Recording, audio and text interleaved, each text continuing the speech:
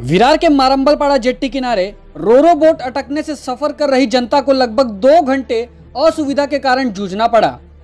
तस्वीरें विरार पश्चिम के मारंबलपाड़ा जेट्टी की है, जहां से रोरो बोट के सहारे सफाले की तरफ जाया जाता है, लेकिन अचानक ही इस रोरो बोट की तकनीकी खराबी के कारण इसे लगभग 2 घंटे बीच नदी में ही रुकना पड़ा, जिससे उसमें सफर कर रही जनता को काफी मुश्किलें उठानी पड़ी।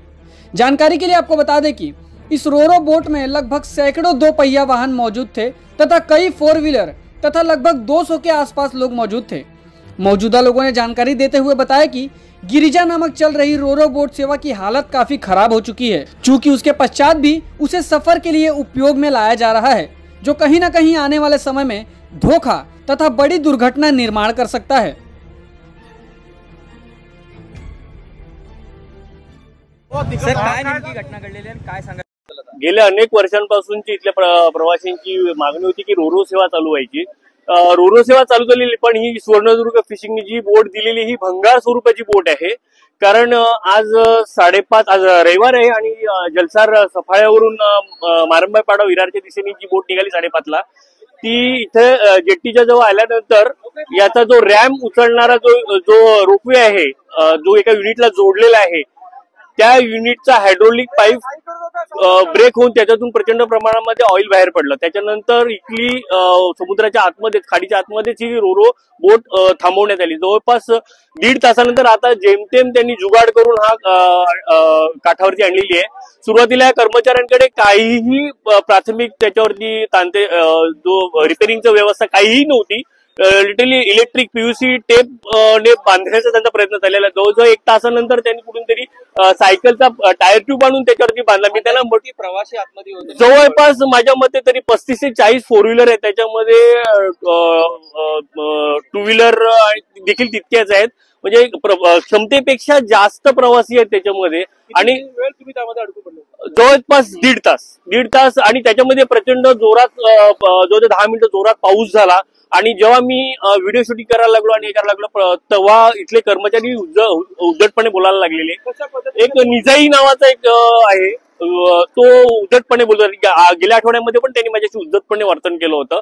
त्यांनी सांगितलं की तुम्हाला काही कसेही तुम्हाला बातम्या लावायचे लावा, आम्हाला काहीही फरक पडणार नाही। म्हणजे हे इतके निर्डावलेले आहेत की उद्या एखादा अपघात झाला, एखादा कोणाचा जीव गेला तर कारणीभूत हे आहेत का? आणि जवळपास 1.5 तासानंतर आता ही गिरिजा बोट तिकडे आणलेली आहे। आता आतमध्ये समुद्रामध्ये प्रियांका नावाची दुसरी बोट आहे, ती आता 1.5 तासानंतर ते समोरच्या जलसरला पाठवत आहेत। मग 1.5 तासाच्या अगोदर त्यांनी का नाही हालचाल केलेली आहे? कोणी प्रशासन यांचे बोटीवरचे जे आहेत बंदर अधिकारी आहेत, कोण आहेत, कोणीही फोन उचलत नव्हते। काय मागणी आहे तुमची?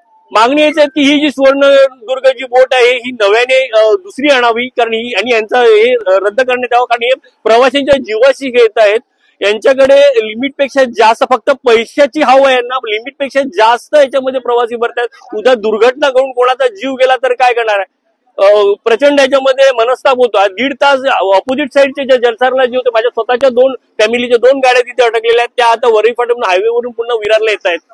हा एवढा मनस्ताप सहन करायला एक पत्रकार या नात्याने मी बातमी कव्हर करण्यासाठी सांगाल तुम्ही या रोरोमध्ये अडकले होते, कारण किती वेळ? आम्ही दुपारी 3 वाजता एक एंगेजमेंट होती विरारला, त्याच्यासाठी दुपारी 3 वाजता सफाळेवरनं प्रवास सुरू केला। साधारणतः 4 फेऱ्या गेल्यानंतर आमचा रोरोमध्ये नंबर लागला, कारण आज रविवार असल्यामुळे रोरोला गर्दी फार होती। नंबर लागल्यानंतर साधारणतः आम्ही 5:30 वाजता मारंबलपाडा जेट्टीपर्यंत पोहोचले, परंतु जेट्टीपर्यंत पोहोचल्यानंतर लक्षात 5:30 पावणे 6 वाजता तेव्हा लक्षात आलं की ह्यांचा रॅम्प जो आहे तो वर होत नाहीये, आणि पाणी इथल्या रॅम्पचा, मारंबलपाड्याच्या रॅम्पचा पाणी कमी होता, त्यामुळे ती जेट्टी तिथे लागू शकत नव्हती। माझ्या भावाने त्याची व्हिडिओ बनवली आणि ह्यांचे जे ग्रुप आहेत, ह्यांचे सोशल ग्रुप आहेत जेट्टीचे, त्याच्या ऍडमिनला, कारण ह्यांचे ग्रुप फक्त ओनली ऍडमिन आहेत, तर त्याला ती व्हिडिओ पाठवली। त्याने ह्याला व्हिडिओ पाठवल्यानंतर समोरून एक फोन आला की ही व्हिडिओ तू व्हायरल कशी करतोय, तू कुठे आहे, तुला मी भेटतो।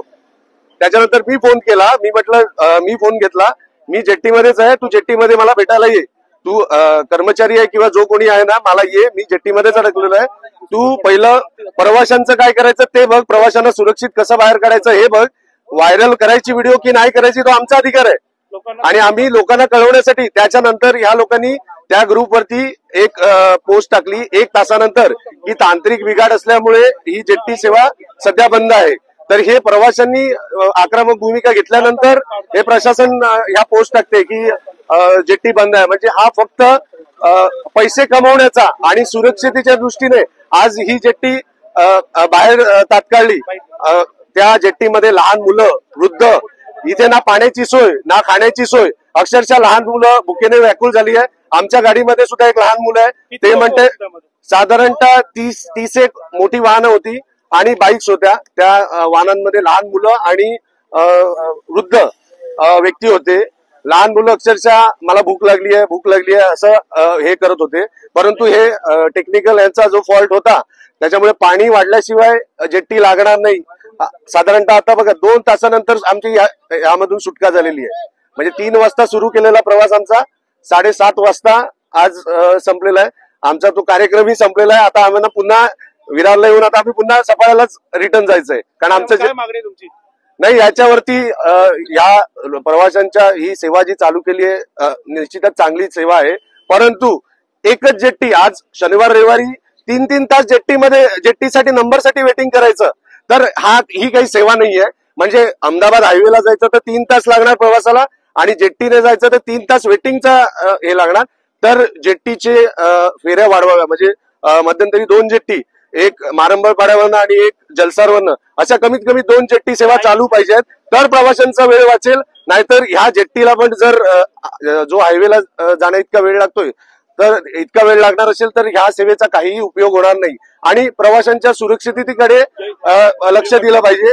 ही एक धोक्याची घंटा आपल्याला आता दिसलेली आहे. प्रशासनाने पण याच्यावर लक्ष दिलेलं पाहिजे की योग्य ती उपाययोजना आणि सुरक्षेच्या उपाययोजना केल्या पाहिजे.